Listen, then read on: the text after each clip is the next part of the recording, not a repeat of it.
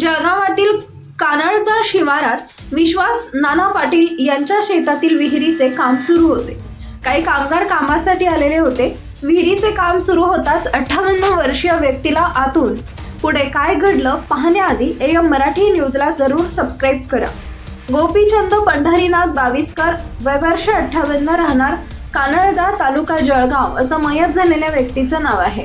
याबाबत असं आहे की गोपीचंद बाविस्कर हे आपल्या कुटुंबासह जळगाव तालुक्यातील कानळदा इथे वास्तव्याला होते। शेतीचे काम करून ते आपला उदरनिर्वाह करत होते। गावातील विश्वास नाना पाटील यांच्या शेतातील विहिरीचं काम सुरू होते। या ठिकाणी गोपीचंद बाविस्कर व काही कामगार कामाला आलेले होते। विहिरीचं काम करत असताना गोपीचंद बावस्कर यांच्या कमरेला दोरी बांधण्यात आली होती। काम करत असताना अचानक कमरेला बांधलेली दोरी तुटल्याने ते विहिरीत पाण्यात पडले।